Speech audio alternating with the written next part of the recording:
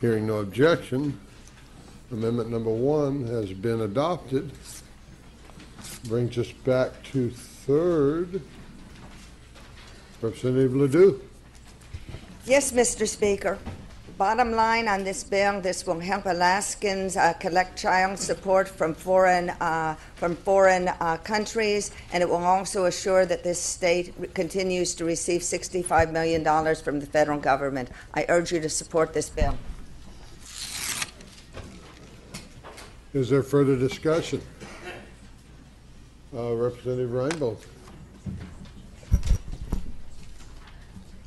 Mr. Speaker, this is probably one of the most toughest speeches that I've ever had to give, because I'm not an expert in this area. Trust me, you guys don't want to hear it, and I don't want to give this speech, but I feel like I really need to do this. The bottom line is this is an unnecessary legislation, and it goes against the grain of this legislative body. In previous actions, we've said over and over again, we don't want federal overreach and federal intimidation. This is not only federal overreach, but it's international overreach. This legislation smells bad, and it is bad. Idaho refused to pass this. Rep. Scott said that this is federal intimidation. They weren't even allowed to change one word in this legislation. Another legislator in Idaho called it federal bullying legislation. I'm going to give you 4 reasons why you should oppose this legislation, and maybe a bonus reason. We need to protect our state and national sovereignty. This is once again the same old tricks the federal government constantly does: a carrot with the money, a stick for punishment. You give dollars to give up your rights. This is a horrible example of where the federal government mixed a feel-good piece of legislation to collect child support, and unfortunately they linked it to TANF money, and that's where the $45 million comes from, and then the $19 million for this child support. This must be uncoupled before we even begin to consider this legislation, or we are yielding to federal bullying. They're confusing the issue with linking this TANF, the Families in Need, which is a huge entitlement program, with this child enforcement policy. The second reason that we need to be opposing this is privacy rights of our citizens. You guys all swore to uphold the Constitution. Read Article 1, Section 22. It says that we not only have to protect the data and privacy of our citizens, but it can't be infringed, and this definitely is infringement on the privacy rights. There's an international database that is being developed with personally identifiable information. There's also a directory of new hires that is being made, and I don't have time to get into all the details of that, but it's very, very unnecessary. I believe we're going to lose credibility if we vote for this. We yield our citizens' rights over to international law enforcement. I can't tell you how many times this body has said they don't want federal intrusion. And third reason, it's very expensive. The state match is about $10 million to this $19 million of federal money. So this year it's $10 million. We're at $4 billion in deficit right now. We don't have the money. Remember the $18 trillion deficit that we have in the federal government? Well, we're asking for $64 million. This is going to be on the backs of hard-working Americans. We're going to have to pay this money back, we or our children. America's on the verge of bankruptcy, and yet we still have our hand out. Federal dollars are not the answer. They're often the problem. They're often the headache in state government. Fourth reason, it's not necessary. There's approximately 300 families in Alaska who are in this international situation. Only about 150 of them are non-custodial parents live outside the United States. Approximately 75% of them owe child support. I got the numbers from Carol today, and about 72% of them are paying. So we are going to pass this extraordinarily expensive piece of legislation and yield to an international treaty for a few dozen families. This is ridiculous. Please vote no. Be true to your core beliefs, your word to your constituents, your word to the U.S. and state constitution. You swore to uphold, not to an international treaty. You're going to lose credibility with the media and the people that you constantly say you're against federal overreach, and then you legislate just the opposite. Be wise. If you don't understand this, don't vote for it. Don't be like the federal government, where they passed Obamacare and they wanted to pass it in order to understand it. This is taking us in a bad direction. Please push the red button. Vote no. This is not necessary. You push the red button to stop this. Further discussion. Representative Wilson. Thank you, Mr. Speaker. When I first heard about the bill, this bill is an easy bill. I was told all it does is make it so that we can collect funds from those who are overseas for child support. So I had to ask myself, what was this money we keep talking about? Because it's simple, right? Everybody here, Mr. Speaker, I think would agree that if we could make it easier for our families, our children to be able to collect funds from overseas, we would absolutely do it. Well, amazing as I started doing some research that I found that on this particular case, now this has been enacted since 2008. We could have done this from 2008 all the way to today. So why haven't we? Because it's a great idea, right? Only 16 states have enacted it. So our wonderful federal government, the one that we write resolutions to constantly, decided that maybe we're so slow as states that we just don't get how easy and great that this piece of legislation is.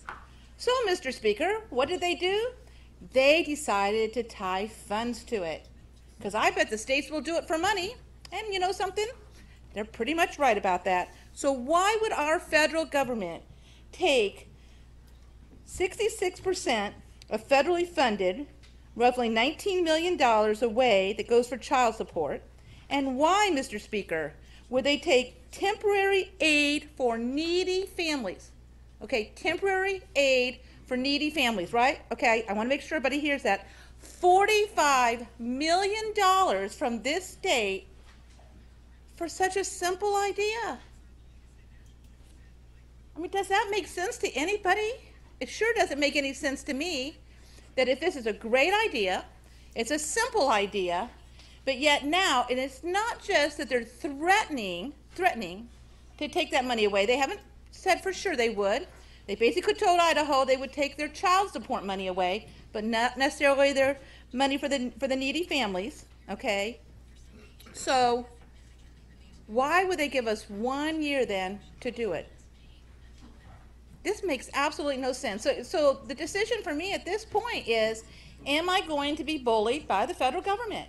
For me to push the green button would be for me to say, I'm going to allow them to extort money, because if it was a great idea, you guys, they wouldn't have to say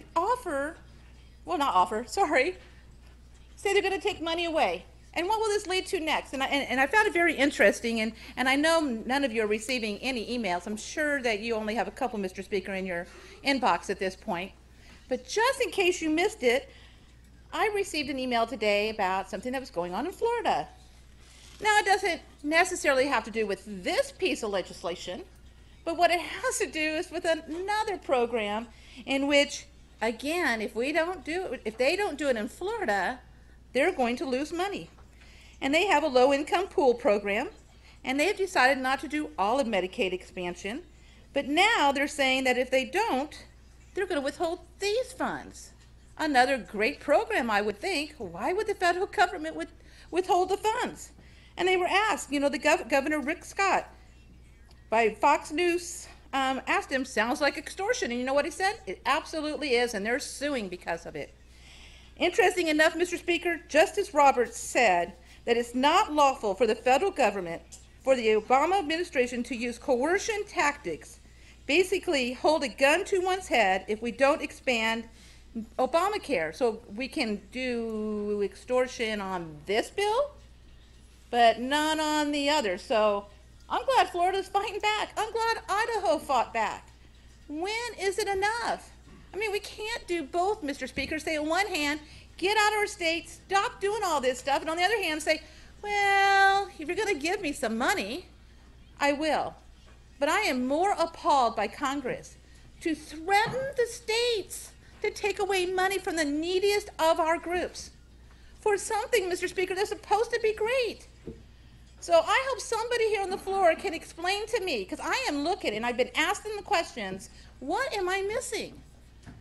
I am missing that this is a United Nations treaty that started in the late 1980s, and it keeps coming. When we agree to this tonight, which I'm sure you will, because it is $45 million, and who would want to pass that up? Well, I guess I would, because I'm not going to send that kind of message. But there are also things until 2021 that's tied into it.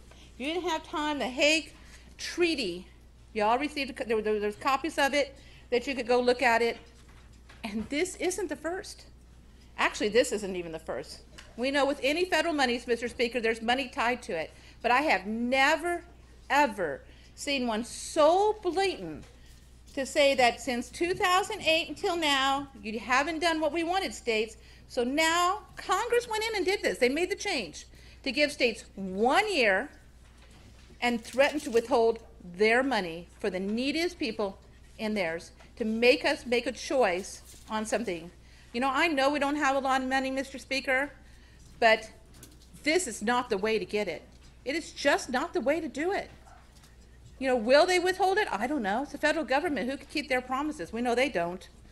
But I'm telling you, for my constituents back home, I am not sending the message to Congress that they can bully us.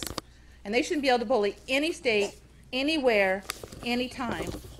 Everybody has to make that decision, but, you know, I've looked over this and stuff, and I just can't completely understand how a simple idea of just child support makes you have to hold $45 million over our heads. And that's not including the other 19 million, so it's more than that. If it's a good idea, the states would have done it. If our other governors saw this, it was a good idea, they would have brought it forth before now. It wasn't a good idea in 2008 or 2009. It's not a good idea right now. But the bigger question here tonight, Mr. Speaker, is how much is your vote worth? It really is. Is it worth the $45 million for the temporary aid for needy families, or the other $19 million that's for child support that they're supposed to give us? Or are we going to say, you know something, it's all about the money? Because so far, that's the only thing I've been told, is that we have to have the money, and therefore we should vote for it. Well, Mr. Speaker, I am simply not going to do that. Further discussion? Representative Pruitt. Thank you, Mr. Speaker. I stand today to speak about my concerns with the bill that's in front of us. The Hague Convention has a long history to it. If you go back, you'll find that we are one of the 78 members that have signed on to it. You'll also, if you go back, you'll find that there are 68 other states, as they're referred to, but countries that have signed on to certain provisions of the Hague, various treaties that have come out of the Hague Convention. You'll find a whole bevy of countries in both of the different groups. The member from North Pole has highlighted a few things, including the changes that have been made to the Uniform Act that we have not adopted and other states have not adopted. And those were put in place because of the fact that this particular treaty was put forward. We were the first signatory back in 2007. And several other states have signed on to it. But we did it so quickly because we enforce, in some cases, the child support orders from other states, but we do not necessarily see the reciprocity on that. And in that case, it's a valid reason to have decided that we wanted to sign on to it.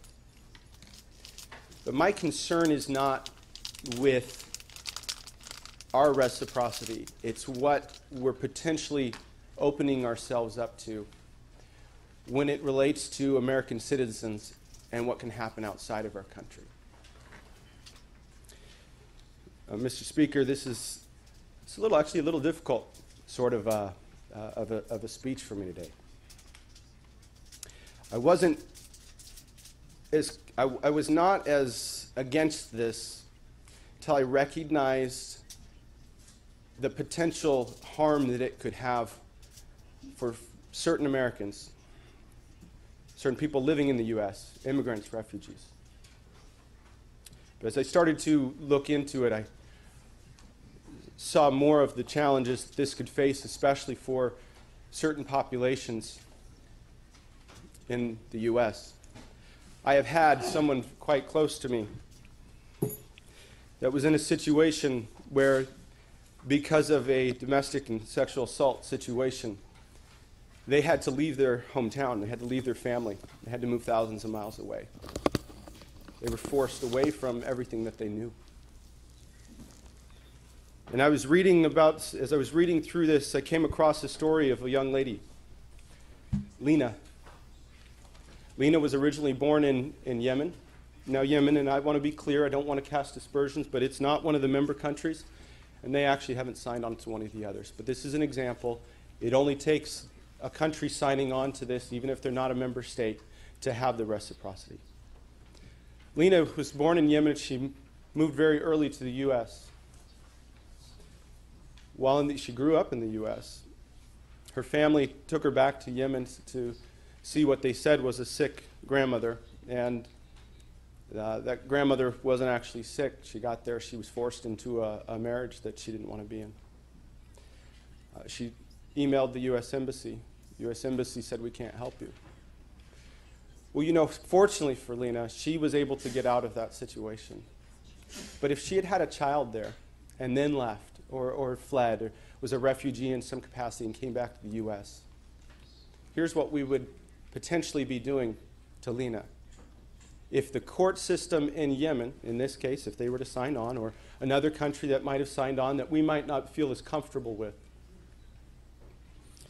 if they had determined that she should pay for child support, then we, after signing on to this, would make available to the country from which she was from the parent locator. The federal parent locator has just been expanded with the bill that went through Congress that forces us to do this, has been expanded to include not just, well, this person happens to live in X state, but it also has now been expanded to include the National Directory of New Hires. The intent of that was originally established to help states locate non-custodial parents living in a different state so that the child support payments could be withheld from that parent's paycheck. Also, the federal case registry, which child support cases are in. The passport denial program, as well as we would potentially take any IRS, any sort of refund that they have. And so here we have the potential for an American citizen, or even potentially a refugee, a resident alien, that because of a court case in another country, we would now utilize our assets and our facilities to assist in either sometimes locating, and that's not a good thing if someone's in that sort of situation, or in also taking potentially money from that hardworking individual. In this case, referring to Lena, it could have been for a young lady who, when she was in Yemen, she was beaten, she was abused, she was not allowed outside of the home. That's what I'm struggling with, Mr. Speaker. We're being told that if you do not sign on to something that takes the rights, the constitutional rights of Americans and people living within the United States, you do not sign on to this, we're going to take money away from you. And that's what makes this so difficult for me. We're being extorted. We're being extorted to force us to slowly take away those rights. Now think of it, there are other aspects of the Hague Convention that include The ammo ban, you've probably heard about some of these things. There are a lot of things that have come out of the various treaties out of The Hague that the U.S. has struggled with. Actually, the Treaty of the Child, we haven't signed on to that from the 80s, and actually this treaty references it. And we recognize we were on testy ground, because in the consent and advice from the Senate, they turned around and said, you know what, it references the Treaty of the Child, but we don't want it to insinuate that we're supporting that. We recognize, but the preamble of this treaty starts off with, because we said in the Treaty of the Child, and it lists off all of these things, that is why we are making this particular treaty. So, Mr. Speaker, while I get that I have heard that the state can apparently pick and choose, and if we feel that there are certain countries or certain orders that we don't agree with, and so we can say, no, we don't want to enforce that. Well, then what's the need for the treaty?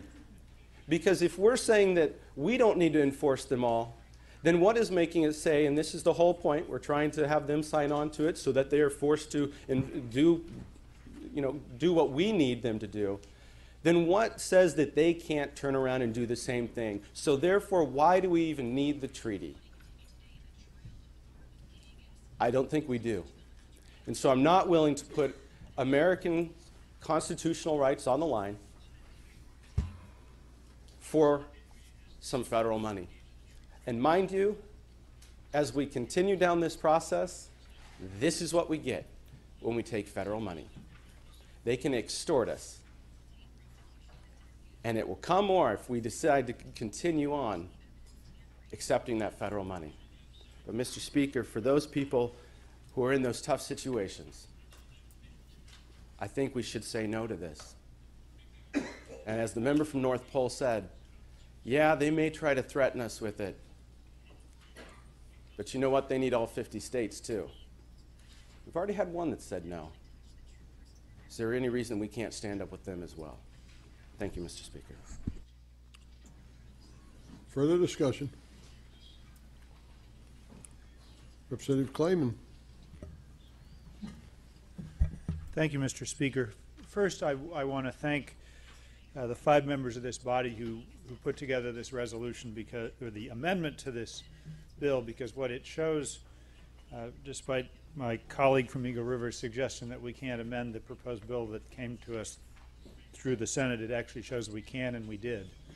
And I think that's the first reason to support this bill, because the amendment speaks to the very issues that people have concern about, and speaks to the ways in which we can make sure that we don't get in a situation of discomfort with what the federal government is doing, and we'll be in a place, if we want to, pretty much any year, to withdraw from participation as a state in this treaty if it creates problems, and I don't believe that it will.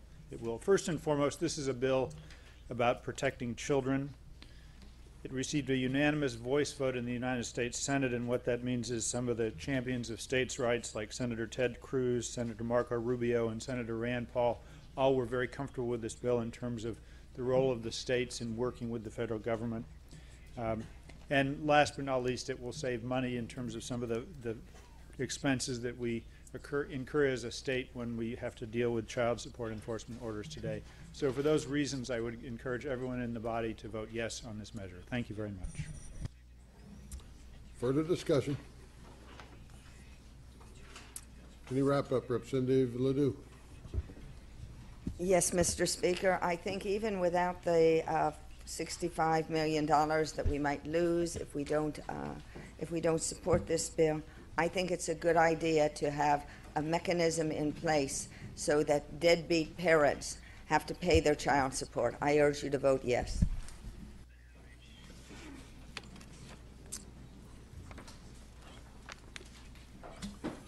Are you ready for the question? Question is, shall committee substitute for House Bill 106, State Affairs amended, pass the House? Members may proceed to vote.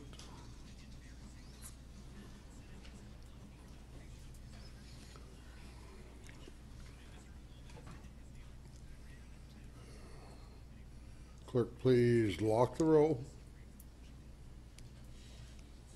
Does any member wish to change his or her vote? Clerk, please announce the vote. 27 yeas, 13 nays. On a vote of 27 yeas, 13 nays, committee substitute for House Bill 106, State Affairs amended, has passed the House. Ms. Majority Leader.